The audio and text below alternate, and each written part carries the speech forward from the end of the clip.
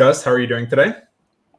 I'm doing really great, Evan. I'm glad to be part of the series today. Yeah, and you're not behind the scenes like you have been over the past couple. You're live and interacting, and it's good to have you on to talk about this. So today, for everybody watching live, we're going to be talking about building a valid auto-calculated critical power without racing opportunities, and that's the important thing. We still are, bringing this Stryd for the Love of Running webinar series to you, and we wanted to talk about, some of the points maybe we heard from people's feedback over, the past couple days, past couple weeks, as people get more and more used to type of situation where they're not racing as much. Gus, I guess at the top of the show, do we want to talk about how this For the Love of Running series is going to progress, just what our schedule looks like? Yeah, absolutely. So everyone knows we've been doing 3 episodes per week, and we've been having a lot of fantastic guests on from the world of running, a lot of connections we've built up over the last half decade of doing Stryd and working with Running Power. And these folks have brought a lot of crucial knowledge. And we also want to cater to a lot of this knowledge has been based towards the runner that doesn't have Stryd or just general running knowledge, but we also want to cater more towards the runner who has Stryd. So to that end, we are going to be working in more Stryd content into the week and keeping a balance between the external guest and then Stryd content that we can use to empower the community. Yeah, absolutely. So yeah, we want to, like we'll talk about a little bit later in the presentation, it's all about balance, right? So we're going to start balancing things out in terms of our own schedule. We're still going to bring fantastic guests on, but we're going to also add in, some of these sessions where we talk about specific topics that we've kind of prepared, and we can continue to push that knowledge from the Stryd platform to people tuning in. So without further ado, we're going to get started, I guess, here, if we got the green light, Gus. Yeah, let's go. Awesome. Cool. So again, today's topic is going to be about building a valid auto-calculated critical power without racing opportunities. If you have any questions along the way, please feel free to drop them in the chat, either on YouTube or in the Facebook comment section if you're watching live. If you have any questions whatsoever, I would highly encourage people to join the Stryd community, or you can always email us at support@stryd.com as well. So just getting a little bit familiar with what we're going to talk about today, there are a couple terms that we'll use, and just to give people a little bit of information, when we are talking about the auto critical power model, we use a model that considers a couple different types of energy systems, and you don't have to be a sports scientist or an exercise physiologist to have a complete understanding of this. You should just be familiar with some of the terms that we're going to talk about, especially be familiar with some of these time ranges that we're going to reference specifically here. So if you've used the stryd.com/power center platform, you should be familiar with the concept of a power duration curve. So you're looking at the amount of power that you can sustain for a certain duration. As your duration increases, your ability to output power diminishes, and that is a totally individual thing. So your power duration curve is individualized to you, but we can use some of the great modeling and some of the great literature out there to look at a model that fits your power duration curve. And there are a couple of components to keep in mind. The first being that very left-hand side, the very short duration, has a high contribution from the alactic energy system. So things that are very, very, very short, high intensity. And then as you move, a little bit farther right, you extend that duration. Let's say we're looking now at the 60 to 90 second time range. There's going to be more contribution here from what's called your anaerobic or lactic energy system contribution. And then you notice this little bit smaller, shorter, longer extended bluish green, tealish color aerobic bubble here. You notice on the very left-hand side that it has a small contribution, even of the very, very short the very, very shorthand alactic energy system contribution from that 10 to 12 second range, but that aerobic contribution slowly grows throughout the duration as you extend duration. But you should notice in your own running too that your power duration curve kind of falls off and it almost looks like it plateaus. That's because the ability to contribute from your aerobic side grows and then it kind of sustains and then it'll drop off at a kind of finite period of time. And that's relative to the individual. That's not what we're going to be focusing on necessarily today. We're going to be looking at the modeled power curve. So you should be able to see this black line here that follows on top of all these energy system contributions. All of these things work together in your body to give you your ability to output this power. And the modeled power curve is an illustration of what the modeling from these contributions from efforts that you have done gives us the information to draw this modeled line. So this is something just to be aware of and just kind of have a basic understanding as we talk a little bit more in depth about this stuff. Was there any other points that you wanted to add in here, Gus? Yeah, so this is all about showing off what you're capable of. You want to show off your energy systems. You want to show off what you're capable of alactically, anaerobically, and aerobically. And that really tells Stryd what you're capable of. So it's important to show off all these energy systems. Yeah. And there's actually a few questions I want to pass on here. Mm-hmm. So Eric Lorenz asks, is alactic more or less the same as the creatine phosphate system? Yeah. So that's actually something we talked with Kevin Purvis about in the strength training. So if people are maybe used to hearing about creatine, supplementing creatine phosphate, it's all related. That type of ability and energy that you have to produce to sustain extremely high amounts of power for a very short period of time comes from a specific energy system. So yeah, if we're talking about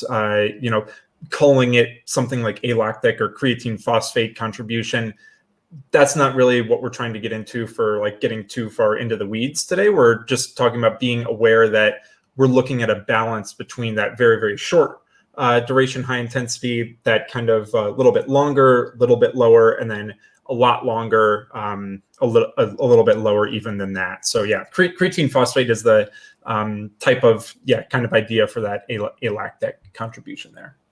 There's a few more questions, but we'll get to these in a bit. Sure. So we're going to continue. And then, if anybody has any questions, please feel free to drop them in there. What we want to do with this type of series is give a set kind of structured presentation from a Stryd point of view, give you a little bit more information about Stryd, but also use this time to answer any general questions and answers that you might have, because we find that very useful as well. So going on, typically the flow that we look for in training is you train, you test that training, and you race. That's what we look for to give you a valid auto-calculated critical power. So what happens now if you don't have that race portion? Typically, we'll recommend that, to get the most accurate auto CP possible, you need those high intensity all out efforts just to give us the best idea, like Gus referenced earlier. We want to see what you're capable of. That helps us and that informs the model the most. But what happens when you can't race? Well, you still have the ability to test in training. There was a good quote that I follow in the Palladino Power Project group from Steve Palladino and Andy Coggin, and the phrase goes, "Testing is training." And so I really like that, of especially embracing the times right now of feeling like, I just have had this emotional strain, this emotional stress of finding out that my races are canceled, and we just don't know when things are going to continue to get back on schedule. But you should be confident that your ability to test in training is going to give you a valid auto-calculated critical power. And there are a couple points before moving on to the next slide. Why is it maybe important, Gus, for somebody to have a valid auto-calculated critical power? There are other things in the Stryd ecosystem that rely on your auto CP being as close as possible, but what could maybe be a reason why somebody right now will want to embrace actually seeking a valid auto CP? Yeah, so this is a really crucial time period. So it's been about a month, maybe just a bit longer since we really started the quarantine period. And basically, your activities in the last 30 days have a full contribution to your auto-calculated critical power. After that first 30 days, if you haven't raced, if you haven't been, doing max effort sessions, those are going to start to depreciate from your critical power. And when they start depreciating, your critical power is going to change. And it's going to change, and you're going to be running in different power zones. Yeah. And what you want to be doing is you want to be running in the correct power zones. So it's so crucial, especially right now in the next week or 2 weeks, that you keep the accurate and valid auto-calculated critical power, because if you don't, your best efforts are depreciate from your power duration curve, and then it's just going to change your entire training. Yeah. It's going to be totally different. Yeah. So it's not necessarily something to be worried about, but it's something to recognize and then now be able to turn to your advantage, to have more, more knowledge about your training. So specifically in the Stryd ecosystem as well, you have RSS, or running stress score, and then based on that, you have running stress balance. But all of that comes off of your current power output compared to your critical power at that time. So it's very important to keep maintaining this and keep this in the forefront of your mind, why it might be important to keep a valid auto CP right now. So moving on. Yes. Is it possible?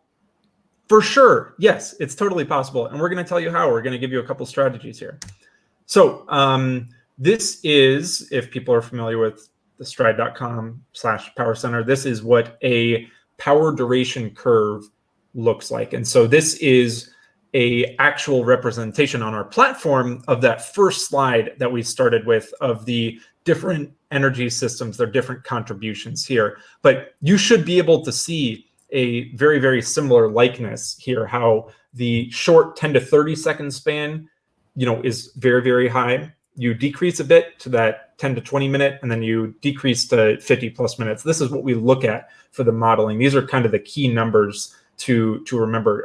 Gus, I think, is this your power duration curve, or is this somebody else's?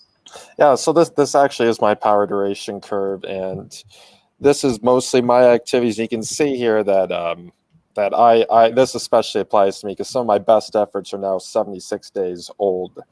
So it's especially crucial for me to follow the tips we're about to give off and maintain and build my curve.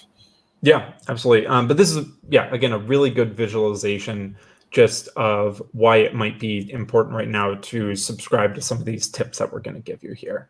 And again, you can see the similarities between what we illustrate for the model. And if we go back to Gus's power duration curve, we have that very short, high intensity, that medium, longer, steady state intensity, and then the longer aerobic contribution that drops off, but stays pretty darn steady all the way from 1 hour to 3 hours.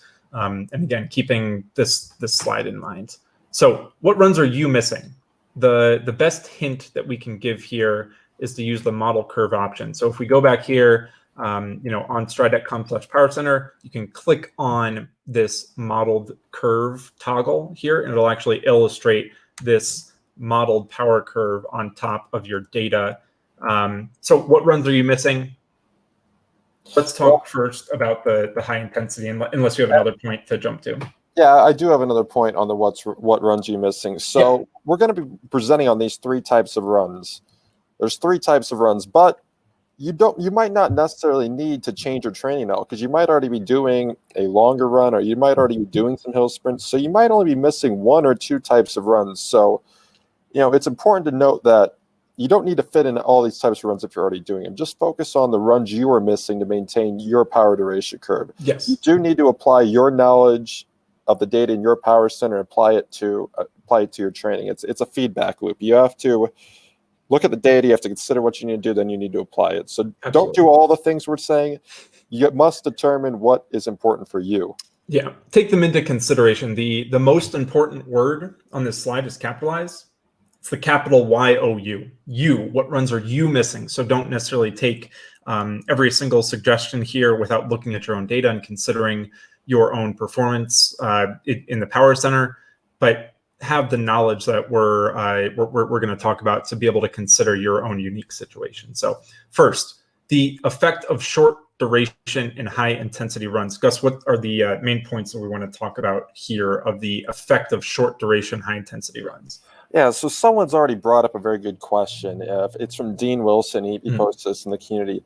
So he says, why does my critical power come down if I increase my alactic power when my aerobic performance and power stays the same? Yep. So, some runners think that if I do the high intensity short duration runs, that's actually going to negatively influence my critical power. So maybe those aren't so necessary because I know it'll drop my critical power. So it's important to think of this in that over the long term, it's important to increase your critical power. But in the short term, in the immediate, it's important to balance your curves. So these runs are very, very important, even if you're not doing 400-meter repeats and that's not your race, and you're not doing 5Ks and you're more of a marathon guy. You still need to show the system what you're capable of alactically. Totally.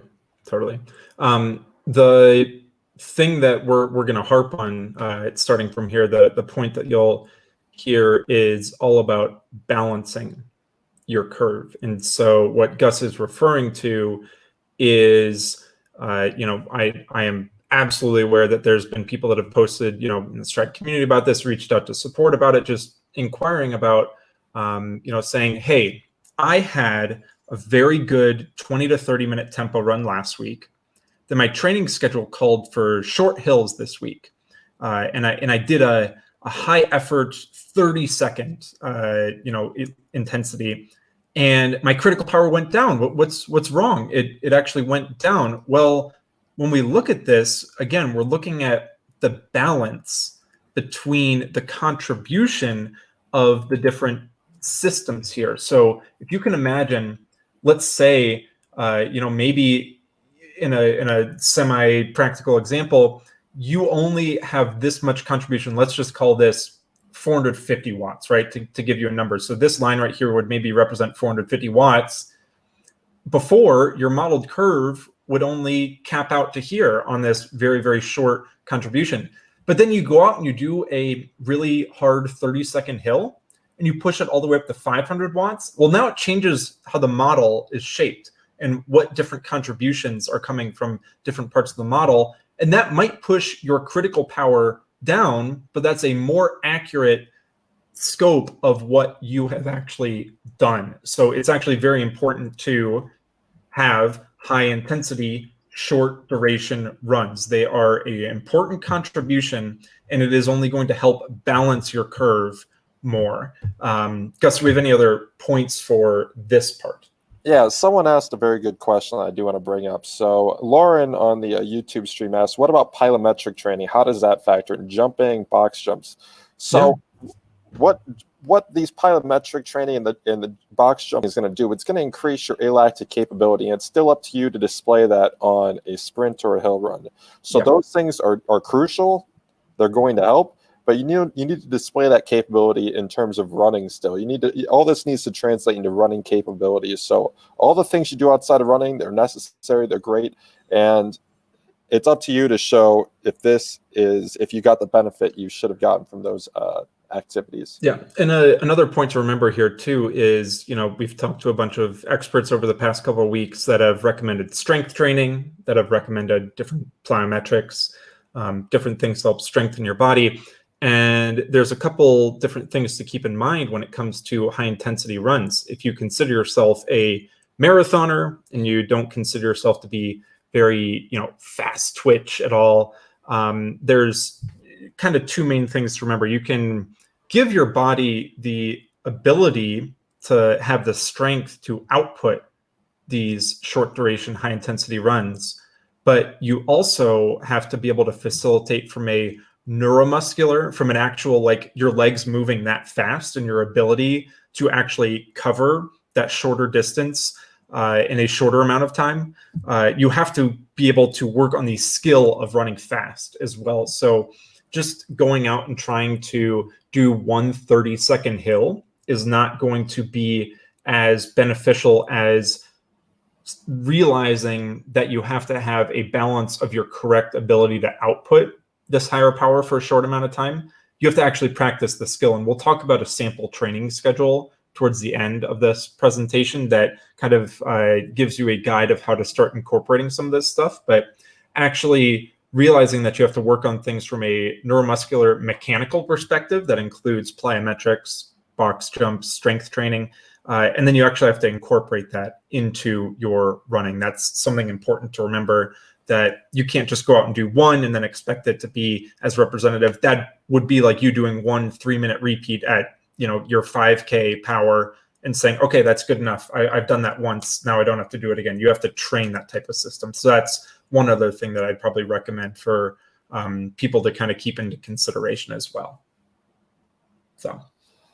Great. Let's go to the next slide and just give a few examples here. Suggestions. So suggested short duration at high intensity, ideally 30 seconds is what we'd look for. We talked about how that contribution from the alactic side is somewhere between like 10 to 12 seconds, but for practicality, we would probably look for something between 20 to 30 seconds. And we're just saying ideally here, 30 seconds is the effort that we're kind of looking for. So hill sprints and strides. So hill sprints would be the first one we're going to talk about. And there's actually a good Stryd Power podcast episode on increasing your muscle power and helping you add hill sprints into a schedule. So the recommendation that we could give is identifying one day every 7 to 14 days. So it can be 7 days, every 10 days, every 14 days. If you have never done hill sprints in your life, you have no idea what to do, I would probably recommend starting on the more conservative side, because the idea here is to improve your fitness and not overwork your ability. So when you do try and output that high intensity for a shorter amount of time, you're obviously going to put a different type of stress on your body. And starting with hill sprints is a little bit better than starting with flat strides for for the goal of a higher speed. When you're running up a hill, you are able to recruit different types of muscles than you are with flat strides, because you're having to overcome a hill, overcome an incline. And overcoming a hill means you have less impact on the ground, because you're not just going flat and then trying to cover that distance. Just how it works, you have actual less impact when you're doing a hill sprint. But hill sprints do let you produce that power. So it's a good idea to start more conservatively. So how would somebody practically start? I'd say over the next 6 weeks, if you are starting on the very conservative side, pick one day. Let's say, for example, starting next Tuesday, you find a hill that is somewhere between 8 to 10% grade. So if you don't have to, necessarily measure it, but find something where you'd look at it and you'd say, man, if I tried to keep my, 5K or 10K effort up that, I would immediately feel like I am working harder to try to maintain the same pace. So it just has to be a reasonable incline where you say, yes, I identify that this is a hill. It doesn't have to be super duper steep, but it should not be, a 1 or 2% grade that is, barely kind of noticeable while you're running.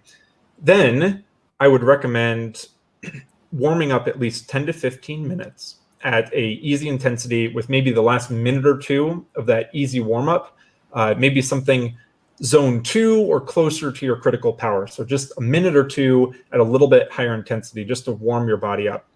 Then at the base of your hill, and ideally you'd have something that's flat that goes immediately into the grade of the hill. If you don't, it is okay to start in an incline, but ideally you have something that is flat.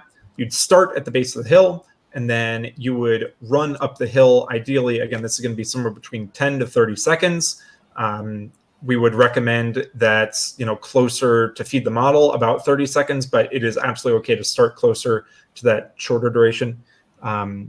Do a hard but not maximal effort up. So we had Tom Schwartz on the Stryd for the Love of Running webinar series recently, and he talked about during time trials, you should be able to go at 97%. You should know what it's like to be slightly below maximal effort. And that's what we're looking at for this first one.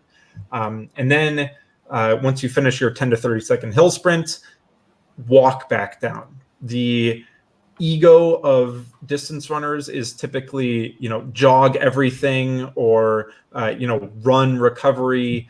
That's not what we're looking for here. This is a completely different skill when it comes to hill sprints. So walk back down recovery. Make sure you're feeling ready, recovered to go. Once you get back down, turn around, take like a 2 or 3 second standing rest once you're back down at the bottom of the hill, and then do it one more time, and only do 2 hill sprints for this first session. Then 2 weeks later, again, if we're starting on the very conservative side, do the same exact warm-up, but then increase the hill sprints to 4.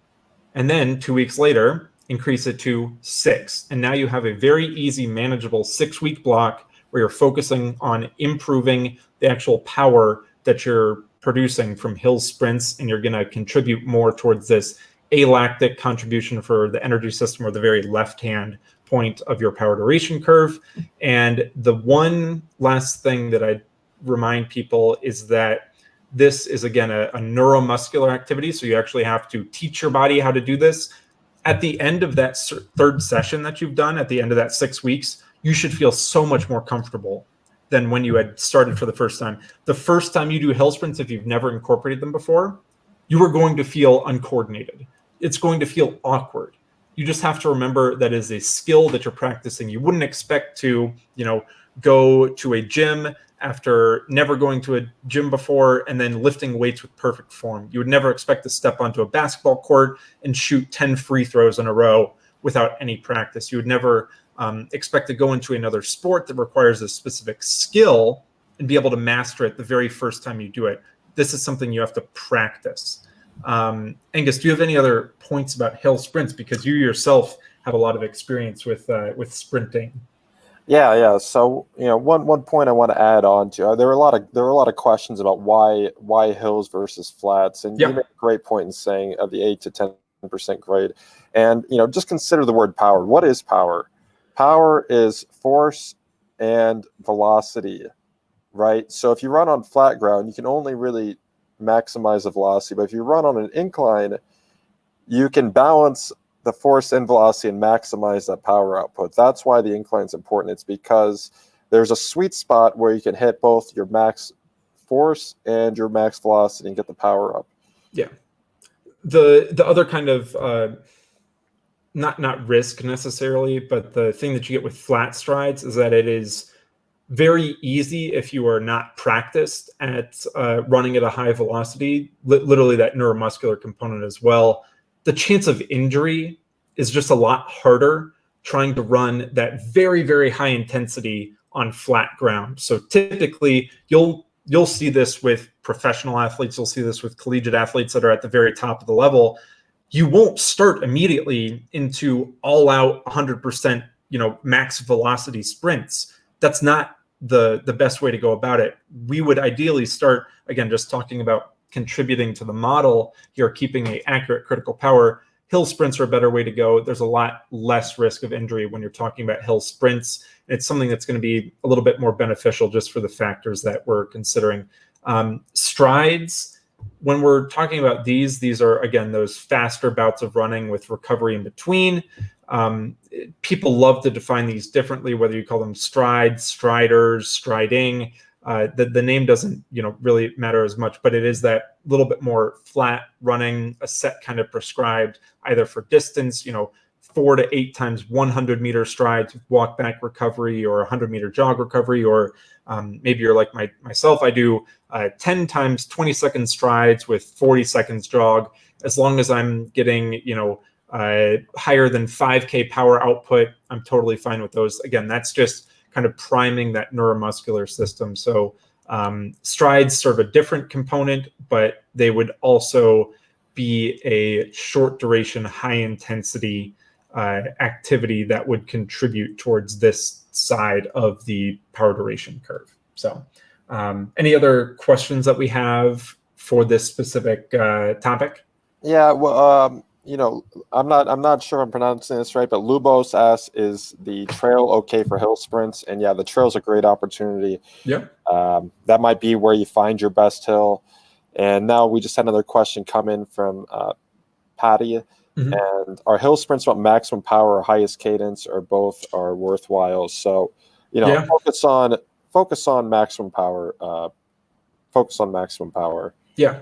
The one thing I'd definitely say is if people are curious about this, about how, again, to specifically incorporate hill sprints, we have a great podcast episode, the Stryd Power podcast. I believe it's episode 4 or 5, one of the earlier episodes about muscle power and how to generate more muscle power. So I would definitely recommend, if you're curious about that. The one thing I'd say for a trail is make sure the footing is good.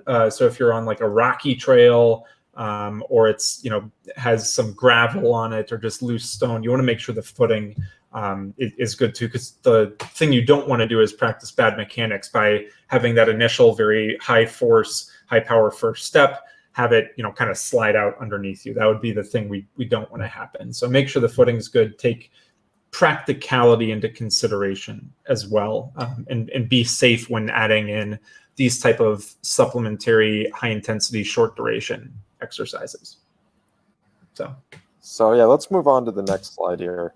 Cool. And Evan made a great note of this, and that you're not going to get this right on the first shot if this is your first time doing hill sprints. So be willing to do it twice. Yeah, just give yourself that chance and just say, hey, I'm going to commit to this over a 2 to 8 week block. I just gave that one practical example. Again, the podcast episode talks about another example schedule, but give yourself the chance and say that it's okay that if you've never done hill sprints before, you have to practice them. Again, that reference of you wouldn't go into another sport expecting to be 100%, skillful without practicing. So practice hill sprints. So this next one here, the effect of medium duration runs. And we have a suggested medium duration run. Again, we're considering this window between 10 to 20 minutes. It can be between 15 to 25 minutes, 15 to 30 minutes, just something in that medium contribution. Our best suggestion right now in terms of practicality, motivation, fun, is a 5K time trial on moderately hilly terrain, such as a virtual race. So Gus, do you want to talk any bit about this suggested medium duration run? Yeah, absolutely. So this is the most important part of the power duration curve and the most important contribution to your auto-calculated critical power. And this is the one that you guys are probably the best at, because everyone in the Stryd community's they've all run a 5K before, but not many people run a 5K as a time trial by themselves. Yeah, that's not something that happens very often. If you're skilled at it, that's fantastic. But if you're not skilled on it, then there's two very great things you can do. And that first one is the moderately hilly terrain. We find that people just have a better time. It's just not as boring. If you're doing it on flat terrain, you might not be able to keep that hyper focus. Right. If you're going to a track or something like that. Yeah, if you might not just be able to keep that hyper focus at high speed on a flat track. Mm-hmm. But if you do on a hilly terrain and you follow the power number, you're working out different muscles, you're having a little fun. It's maybe something out of the usual. You might have a better time trial and especially in terms of power. This is not about in terms of time, this is about in terms of power. Yep. That's so important to remember. This is not about how fast you go, it's about how high of a power you can hold for a maximal time over the 5K. So if you do it on moderately hilly terrain, you might have a better chance at making a contribution to that power duration curve. And then the second thing is the virtual race. This is great motivation, especially during this time period, but probably this is going to go on in the future. I think we're going to see virtual races in the future. And this is a great way to make a really great contribution to your power duration curve when you have that extra bit of external motivation pushing you during this, during a run like this. Mm-hmm. Yeah. I want to touch on one kind of recent event that we saw specifically with, the Stryd community, like we previously mentioned Steve Palladino of the Palladino Power Project. In his group, they organized a weekend for people that maybe had a race on the schedule or were looking for something to do. They organized a virtual 5K, and I saw so many posts. I literally can't tell you how many posts, dozens of posts of people having success, people actually running again, we said for this, the thing we're looking for is a personal best power. But in this specific example, I saw so many posts of people saying like, wow, I didn't know I was in PR 5K shape, but I ran a PR by myself. I could never have imagined this, but they had a ton of fun. And this is just a way to embrace the unique situation that we find ourselves in now. But a 5K time trial on moderately hilly terrain as part of a virtual race is a great idea. Again, as long as you are respecting the recommendations of your local government and the suggestions of, if you are able to be outside, it's a great thing to do. If you find yourselves relegated to being indoors, you can absolutely still do something like this. But you have to take your unique situation into effect. The one thing that we might recommend again here is finding a power target. Gus, what would you say maybe for somebody, what would be one tip you'd have for finding a power target to shoot for to maintain that critical power that they currently have in their profile? Yeah, and I do want to answer that question, and I think this ties into it perfectly. We had a question from Freak, and Freak is a very good member of the Stryd community, and he asked on the YouTube stream. So he must also watch our Tom Schwartz 10-man episode, because he says, is a time trial at 100%, or is it at the famous 97% that Coach 10-man advocated for? Sure. So what's your thought on that? Then I'll answer your question. Yeah, I think that if we are talking about just going out and trying to gauge an effort, then without reflecting on your own modeling in your power duration curve, then yes, saying I'm going to go just a little bit submaximal, I'm going to run completely by effort, that's okay. But if your goal is to hit a certain power number to maintain your auto CP, that could actually be submaximal as well. What I'd recommend is looking between your 10 to 20 minutes range. So let's actually go back here to Gus's power duration curve here, the example here. So we're looking between this 10 to 20 minute range here. We settle on, okay, 1435. Gus, are you in 1435 5K shape right now? maybe a little bit off of that, but we can see that this line here is pretty darn flat. So let's maybe extrapolate out that we'd want to target for 20 minutes, we'd probably say 310. And it doesn't even have to be a 5K time trial. This is the most practical recommendation that we can give. You could look at this spot on your power duration curve, and then you have to select the auto CP model curve. For Gus, the auto CP model is probably going to be right about here. So it's going to touch right at that about, let's just say 310. For Gus, he would say, I am going to try and run at 312 watts on average for 20 minutes. And that is your goal. That is a way to target your specific critical power, your specific modeled power curve, and have a ability to test your actual output that you have done, and then reinforce your actual fitness on the Stryd ecosystem here. So that would just be a practical example. You don't even have to do it by a set distance. We just find that giving a set distance is more practical. But for Gus, it would be, okay, let's go and try and run 312 watts for 20 minutes, and then we're going to boost that part of the curve slightly. Again, we have to look at this modeled curve option being toggled on. So let's say Gus's model curve was actually like right up here. It was like 320, because the model knows he can do this point, but it also knows based on some of these other points, like his specific contribution from some of the short distance and the long distance.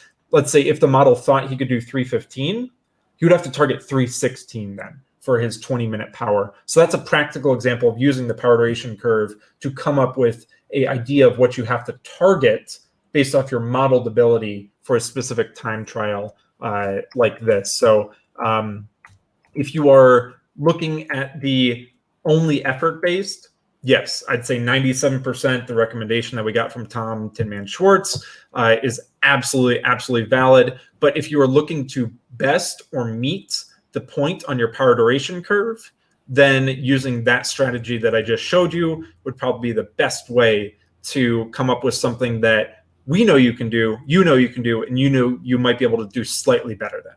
So that would be my suggestion there. Yeah, I think I'd have a very similar suggestion. I would also incorporate one of two other tools, and that's the power calculator inside the Stryd mobile app, which is very straightforward.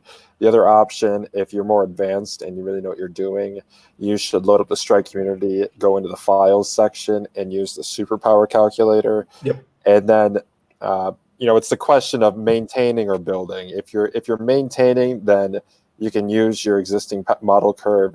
If you're building, you want to see if you can best that. But I basically agree with your suggestion, Evan. That's probably the primary way you want to do it. Yeah. We had Coach Steve Palladino sound off in the comment section on the note about the virtual race. He said 50% of the runners had personal records and 10% ran on the treadmills. So.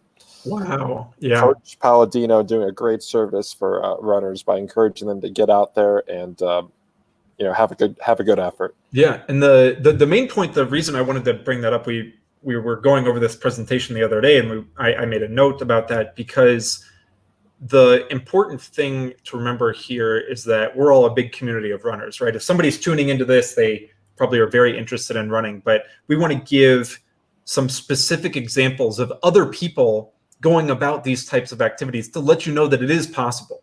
It is absolutely possible right now to set a personal best at 5K when you would have given up hope because you were training for the marathon. You never would have thought that you were in peak 5K fitness right now. Well, Steve Palladino, Coach Palladino just showed us, yes, there are so many people that were able to achieve PBs, still take advantage of their situation of being inside on the treadmill, being outside. So absolutely, if this is something that now pumps you up, please take this into consideration for something that you might want to do over the next coming weeks. Do we have any other points we want to cover here?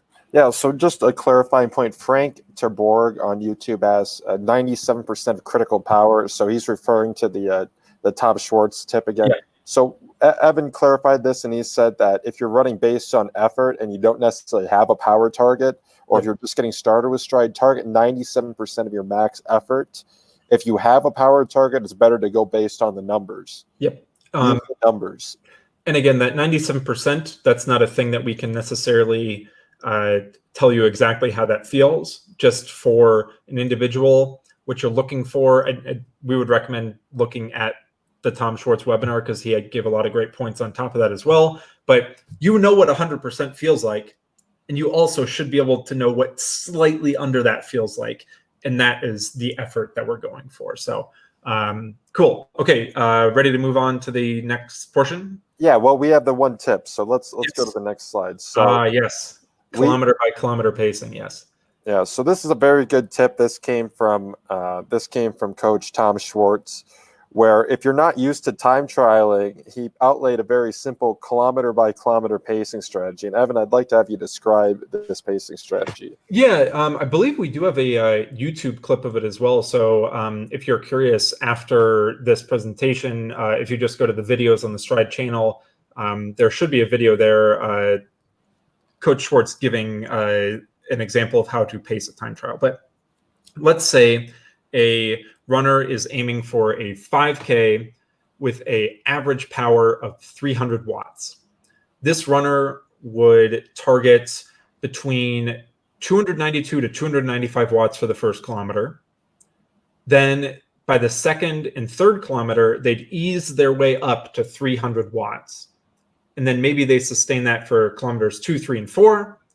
And then by the last kilometer, they're able to run 305 to 307, and then they end with an average of just say 301. So now they bested their their goal power by 0.3%, and they were able to finish feeling well. The goal with a time trial like this is to not have the opposite effect. So imagine the effect we want is starting slightly below goal power, running at goal power for that middle to end portion of the race, and then finishing above that goal power. The thing you don't want to do is start off at 310 or 315, go down to 304, 300, 297, and then 290 for your last kilometer. That is not what we want to do. We want to pace smart, we want to pace intelligently, and we want to set you up the best that you possibly can be set up for your optimum performance. And so starting out a little bit conservatively, working up to your goal power, and then finishing slightly above that gives you the ability to be confident in your performance and then finish feeling good, because that's a huge part as well. Is if you feel good mentally, you're going to be much, much more likely to try and repeat this maybe 2 to 3 weeks from now, and then have an idea of how you can even improve a little bit more off of that. So smart kilometer by kilometer pacing, that would be our recommendation. If you, the reason we're giving kilometers for people in the US that might have their watches set to auto split every mile, you just get a little bit more feedback if you have 5 data points compared to 3 data points that you might have.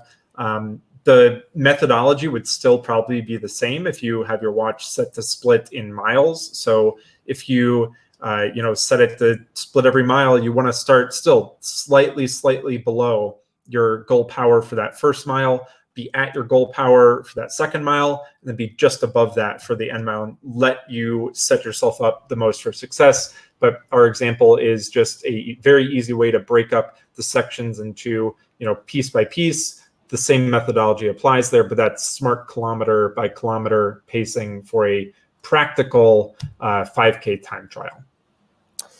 And that was very good. I just have one point to add on. I mentioned the superpower calculator earlier. We put that in the comments, and just to know, this is a community sourced document, and it really speaks to how important the Stryd community is. Without the Stryd community, a lot of things wouldn't be possible. They just wouldn't be possible. So that was a very great community source project from the Steves. I know Steve Palladino contributed. We had Steve Bateman, Alex Tran, I think, and a lot of other folks that probably made great contributions. We don't even know who they are, but those 3 I know had great contributions to that. Yeah, I have it favorited in one of my bookmark tabs. So it's a great tool, very, very great tool, I think. All right, anything else for this medium duration? Yeah, I think this is the one people are the best at. So I think we've given some helpful tips. So let's move on to the next one. Cool. So the effect of long duration runs. Suggested long duration runs, and we're talking about 50 plus minutes. So long duration can mean a lot of different things to a lot of different people. If you are a experienced marathoner into ultra marathons, you might say 50 plus minutes, that's not long duration. I consider long duration, 4+ hours, or I consider long duration a certain amount of mileage. Just for practical purposes, what we're talking about here for the model is 50 plus minutes. And what we're looking at to support the model is something that's a little bit higher intensity than just your easy. So we're going to talk about zone 2 and for 50 plus minutes.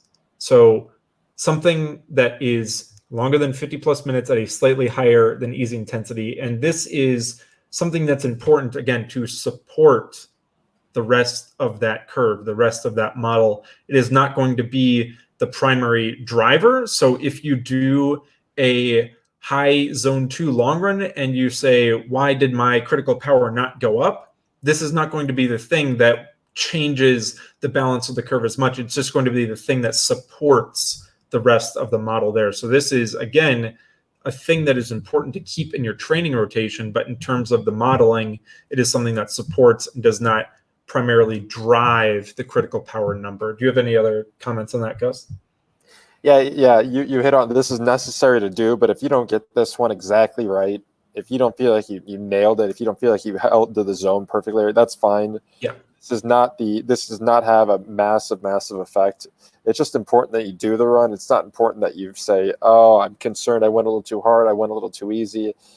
If you got it close enough, it's going to be good enough. Yeah, and this is everything we're talking about here is, again, relative to that model.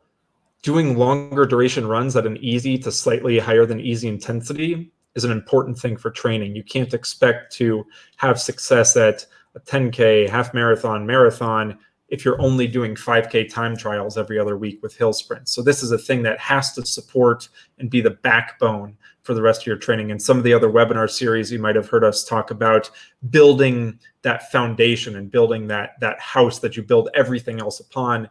This is going to be that foundation that you have to keep in there. And any well-rounded training plan will include something like this. So any other points for the suggested long duration run?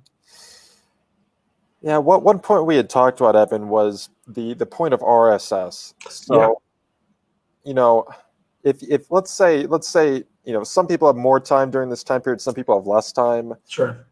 So if you can't do a certain mileage or a certain duration, after you establish the accurate auto-calculated critical power, if you can't hit a certain duration or a certain distance, you can focus on their RSS. Now, I'm not saying you need to run on zone 3 and zone 4 and get your RSS way up and then just quit the activity. But let's say if you're told to do a 90-minute zone 1 long run and that's 100 RSS points, but you only have 50 minutes and you do that at high zone 2, you might still be able to, get 50 RSS points. Yeah. Right. So, this is why the auto-calculated critical power is so important. Again, I just want to make that point again. If you do that, then your RSS points are right. Then you can base your training based on RSS instead of distance or duration. And I would even say, for right now, if RSS is not a thing that you would find to be actionable, it's a number that you might be able to look at. And let's say you're working from home and you're working long hours right now and you can't get out the door for more than 60 minutes. Normally, you might have a 75 to 90-minute long run that's at a very, very easy effort. And the RSS, like Gus gave a couple examples, let's just say for this specific example, the RSS is 70, right? You still want to be able to, once our unique situation that we're in right now is over and tailing down and you're able to get out the door for more time, you still want to be able to prime your body in a way that it's not a huge shock to the system that now you're running these longer intensities that you haven't been doing something slightly shorter at a slightly higher power output. So this high zone 2, this would be getting your body closer to that type of stress. So we're not necessarily advocating for planning your whole training around RSS points, but this is something just to keep in mind that it's okay right now to be able to make these adjustments, and that RSS might be something that you can look at for the substitution and the practicality of your own situation, that you can't get out the door for 75 to 90 minutes. Running 50 to 60 minutes is a slightly higher power output than that would be an okay substitute right now, just to keep your body used to that kind of stress. So I think that's a great point. But again, that RSS relies on your critical power being as accurate as possible to give you the most accurate information as possible right now. So I think that's a great point, and something that a lot of people might not be aware that they could look at, but it could be something to maybe factor in and maybe keep in a little bit more on the forefront of your mind. So we've got a great question here from Tom, and Tom's trying to kill two birds with one stone here. He says, if I run a short hill, a 10 to 20 second hill, and then I do 50 plus minutes of training, is that enough to start calculating my critical power? And, Tom, so Stryd is extremely smart. If you start combining high intensity activities with low intensity activities, Stryd's going to pick out those. It's going to pick out those high intensity activities and separate them. Yeah. And it's going to put that in your power duration curve separately. So it's fine. You could do something like this. I mean, if you do some hill sprints, then you just do very light, easy running, you could do something like that. And that would be a perfect contribution to the curve. Yeah, absolutely. I do want to plug one more time as we get towards the end of this, that if people have any questions, we are going to tackle the remaining listener questions at the end of this. So if anybody has questions, please feel free to keep dropping them in the chat. We're getting them passed along to ourselves, and Gus is reading them as well. And if they're appropriate to interject in the current topic, we're talking about them. But if anybody has any other general questions, we'll definitely take them at the end. one tip here, and I think this is a great thing, and I can talk about this from something that I've actually been doing, is find a new route. So now if you find yourself with, a 50 to 70 minute run, again, that supporting effort on the modeled curve, find somewhere new to run. You don't have to necessarily just do your 25 minutes out, 25 minutes back. You don't have to do your 70-minute loop.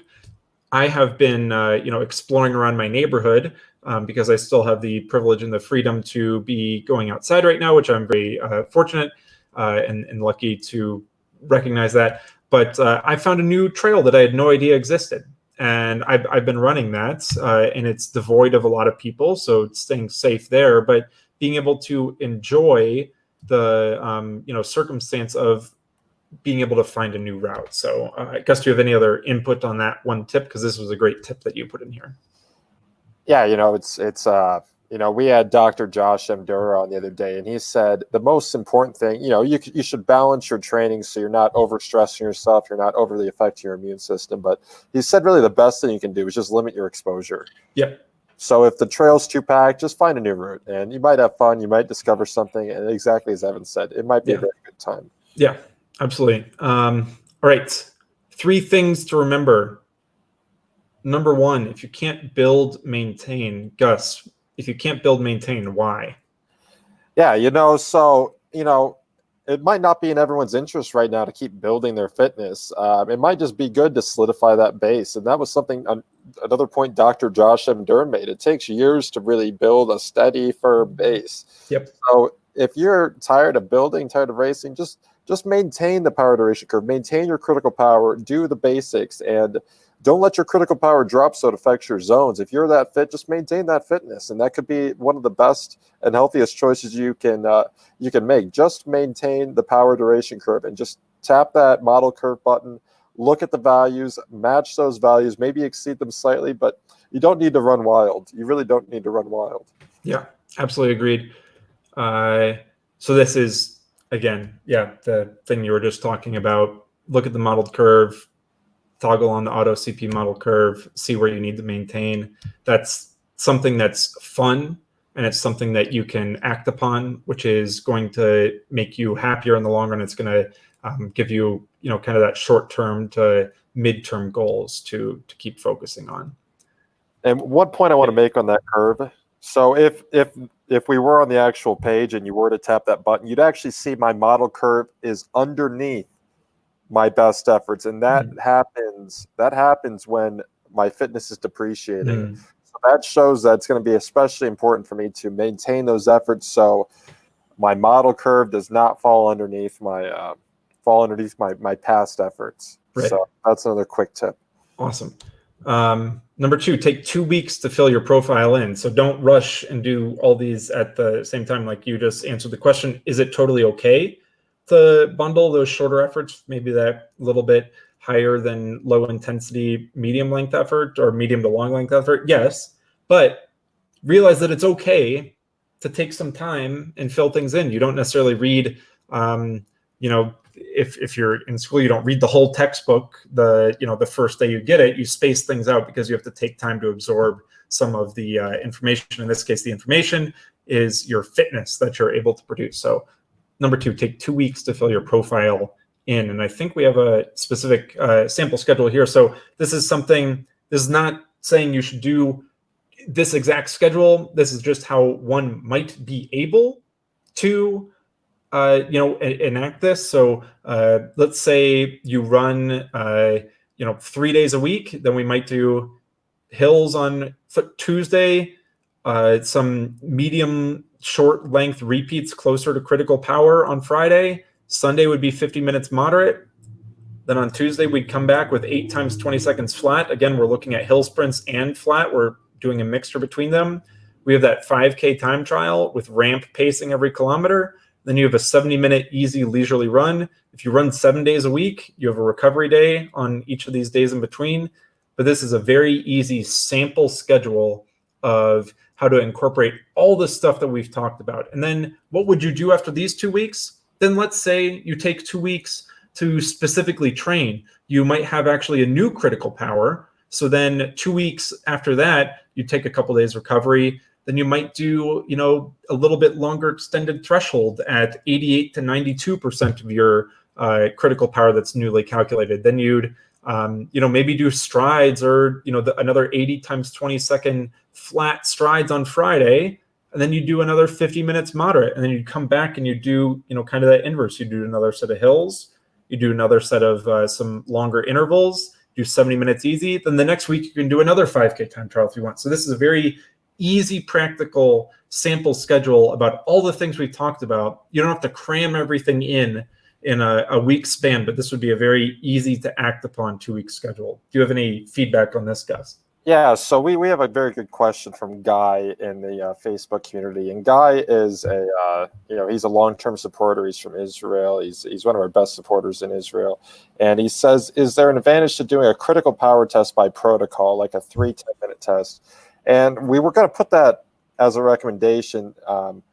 The reason we didn't add that as a recommendation is that it's very stressful. And if you're trying to avoid excessive stress during this time period, I'd say you're going to have an easier time doing the 5K time trial versus the 3 10-minute test. So that's fine to do if you can handle it. Totally.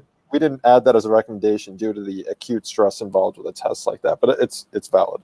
Totally valid. And again, this you could tweak every single day of a sample schedule like this. Everything that we're talking about is just we're deciding to talk on one talking point today.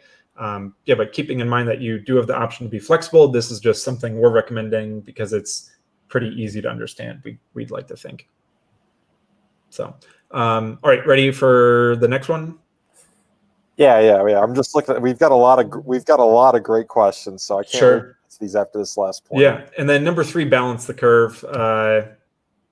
Just focus on having a equal amount of distribution, like we just talked about the sample schedule. We're looking for balance. These are things we'd like to think balance the curve, but number 3, balance. That's what we're looking for. Any other points on this one? Yeah, like I said at the beginning, show the curve what you're capable of. Show Stryd what you're capable of. So it's so important to do a balanced training across all 3 different durations. So, yeah, let's get to some of these questions here. Sure. There have been quite a few that have trickled in. Yeah. So if you want to go ahead, serve them up, then yeah, we can totally tackle them. Yeah. So one that came really early on that I want to get to because I know that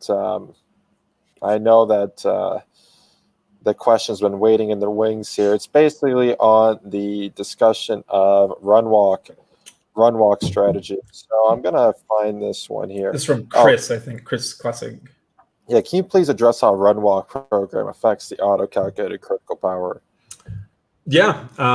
Do you want to tackle that or do you want me to address it? I totally can. Yeah, so I have done some research into run walk, and I'm not the run walk expert, but I can speak on it a little. So run walk is actually a very high performing strategy. Run walkers can go easily under sub 3 hours in the marathon. I think the best run walk marathon is somewhere in the 2 hour range, mid 2 hour range. It's very fast. And I also know that beginners will use the run walk and they might be finishing in 4 hours. So you have a very wide range. It's a very diverse topic. So it's hard to address the run walk specifically. And one thing to note here, it depends on the walking intervals. If you're going to have let's say you do the 5K time trial and your walking intervals are very long, if they're very, very long, that's going to bring the result from that test downwards. But let's say you do the 5K time trial and your walking intervals are shorter, you might find that you can get higher powers. So you really have to balance. It kind of goes back to that point we're making the hill sprints. It's about power. So how much do you want to rest versus how much do you want to output, and you need to carefully optimize that for yourself. It's a very personal thing to run walk because it's not a steady state strategy. You have to determine how long you're walking, what intensity you're walking, how long you're running, what intensity you're running. So it's hard to address this in a general, even an acute manner, because it's going to be so specific to you. You can have great success, but you really have to play with the numbers and really understand. There's some great books out there, and a lot of the power concepts can be directly applied to what those books are talking about. If you have the Jeff Galloway book on run walk, you can apply the power concepts to the paces and the values that he's giving out in those books. You just need to change it to be personal to you. So I recommend, starting with the Jeff Galloway book, because it is going to require some personal experimentation. Yeah, totally. The other point that I'd make is that it's relative to, like you mentioned, the structure of your run walk. So if you're running for 2 minutes and then you walk for 1 minute, or if you change it to you're running for 8 minutes and you change it to walking for 30 seconds, you're going to have a different consideration for the modeled auto CP. So if you keep all conditions the same and you do minute run, minute walk all the time, then your numbers are going to be consistent across those steady state efforts. But if you are changing it for one day, you do 2 minutes run, 1 minute walk, and then it's 5 minutes run, 1 minute walk, the numbers will change just on how the power is averaged over that specific duration. So if you are trying to keep things as consistent as possible, keeping your variables that are changing as little change between those as possible will give you the most information, I think, right now in the system. What question do you want to jump to, Evan? So again, if anybody has questions, please feel free to send them in. We're going to address these and then wrap up after that. So early on, Megan Robinson asked, what happens to CP when you taper for races and take 1 to 2 weeks off? Does it restart from where you left off? So if you taper for a race and you take 1 to 2 weeks off, so I assume this is like a 2-week taper, and then you take another 1 to 2 weeks off, that's 30 days past. It'll still take the up to those 90 days into consideration. Just the weight that they have towards your current number depreciates over time. So it's not like you suddenly lost all your fitness after taking 2 weeks off of a race and tapering. We know that. It's just they have a little bit less contribution to the current auto CP number that you see. So it doesn't have to restart. Because we know that your fitness doesn't restart from 0. You don't have a critical power of 0 just because you took 2 weeks off. But the model will incorporate how much of that depreciated value that you have. So that's how I'd answer that one. I'm looking at the other questions that have trickled in here. I have a marathon in September. Do you advise hill sprints or hill repeats early in my training or during the last 16 weeks of training? Why not now and why not then as well? Why not both? If you've never done them before, I think they're a huge benefit to making sure that you're a well-rounded athlete, just like we talked about balancing the curve. Why not start incorporating it now and learn the neuromuscular skill, and then building up your muscle power over time as you get better at that skill will support the rest of your modeled curve there and give you the most accurate glimpse into your fitness that you possibly can have. So if you have a marathon in September, I would really recommend, again, listening to that Stryd Power podcast episode on adding in hill sprints, just so you can see a practical way to add them in and keeping them in your regular rotation. I think they're a great tool to have. Yeah, so this is something that we had coach and elite personal trainer Kevin Purvis on, and he was saying, if you haven't been doing them, don't add them in late in your program, because that's just going to screw you up. So don't think a few weeks out like, oh, I forgot my hill sprints, I need to add them in. That's probably not the best idea.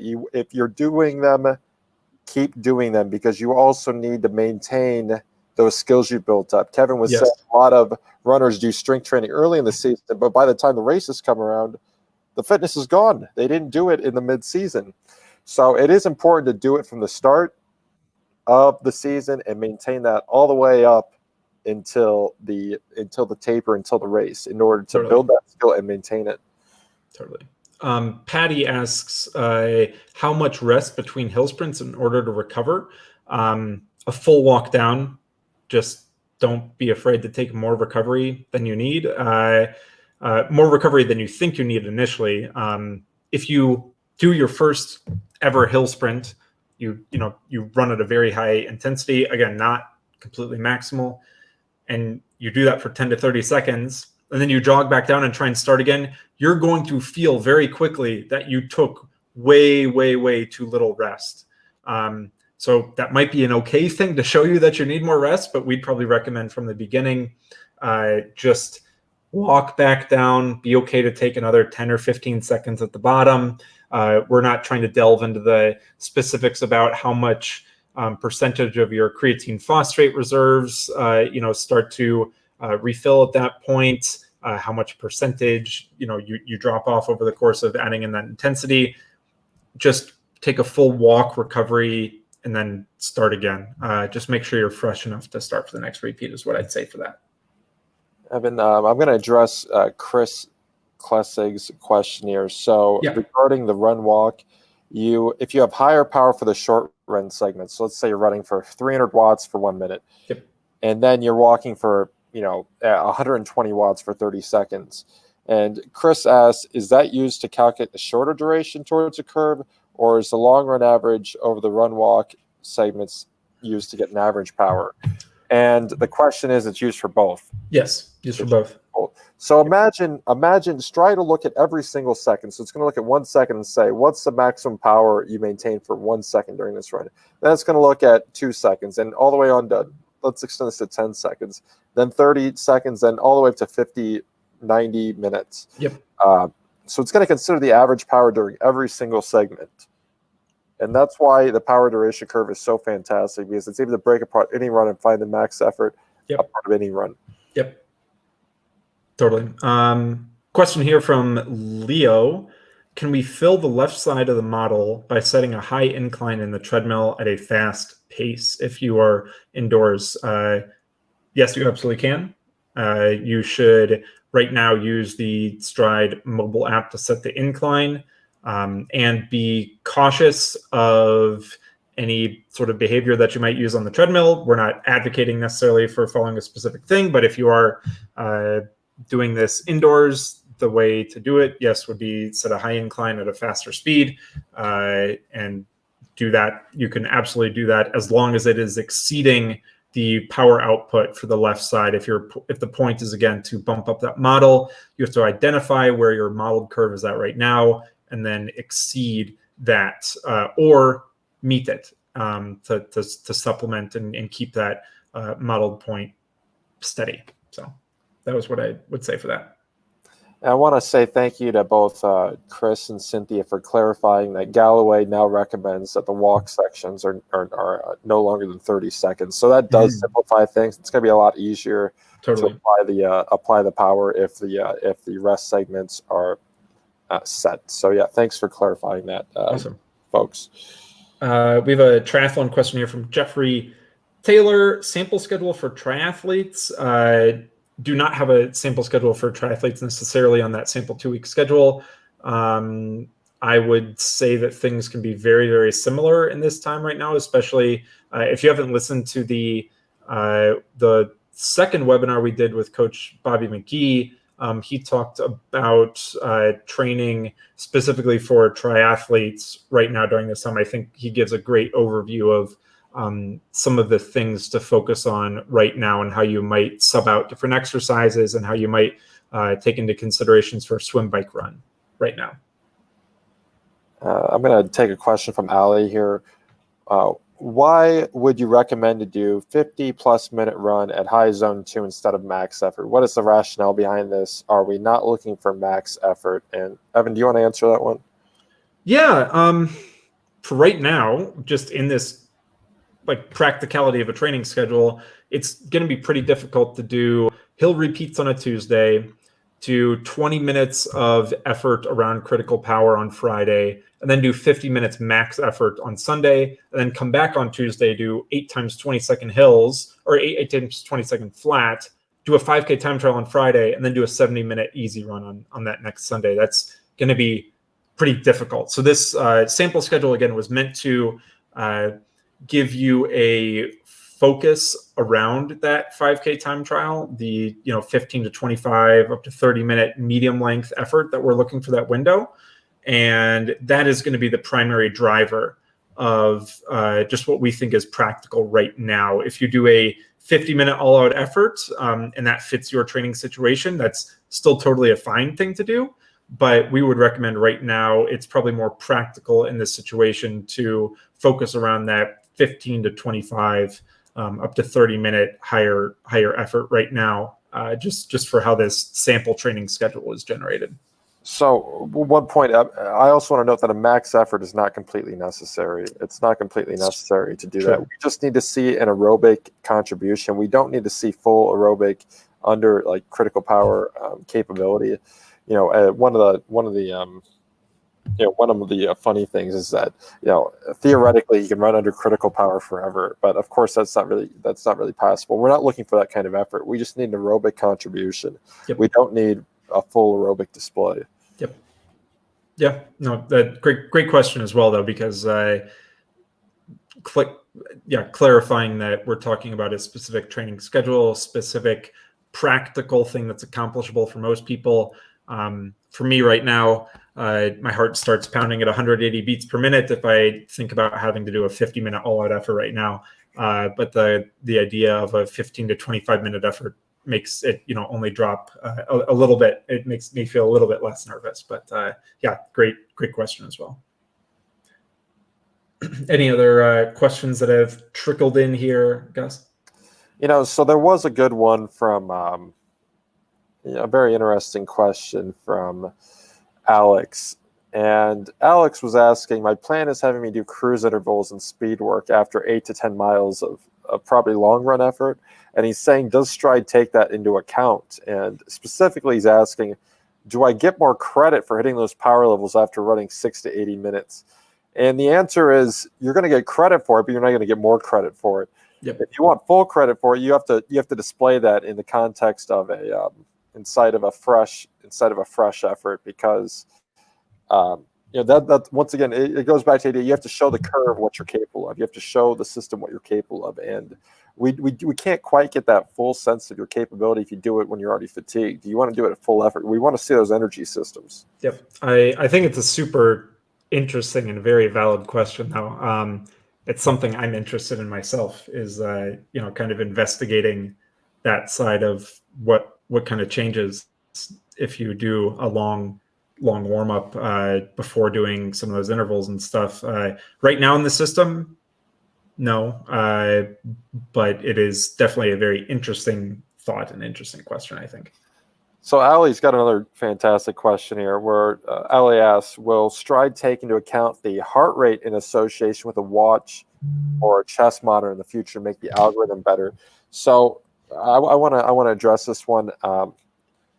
So there's two schools of thought. One school of thought is that Stryd has made heart rate irrelevant, that heart rate just isn't useful anymore. You can throw your heart rate monitors away. That's one school of thought. The second school of thought is that heart rate and power can be very complementary. And, there's arguments for and against each one. I mean, clearly the truth is somewhere in between that. They can definitely work together. The thing with heart rate, it's going to be so personal to you, and it's going to be so personal to the situation, circumstances you're in. So we don't have the context on caffeine intake, sleep level, all the external factors that affect heart rate, to use heart rate as part of the calculation. You have that, well, we don't. So it's important for you to consider all these external factors when you're analyzing your heart rate and running power together, and make the most use out of those metrics. And people can use the metrics together. I've seen plenty of people use, power. HRV stuff, power, yeah. I've also seen people that just say, I just don't need it. I just don't need it. But,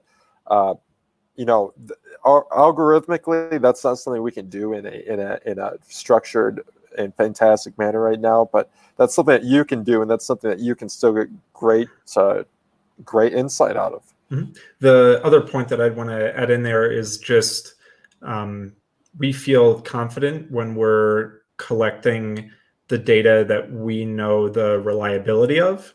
But if there's a external source of data, specifically in heart rate, whether it's coming from an optical monitor, a chest strap, or depending on if the connection is good, or if your watch heart rate optical monitor is cadence locking or it's broken, it disconnects for a second, we don't know.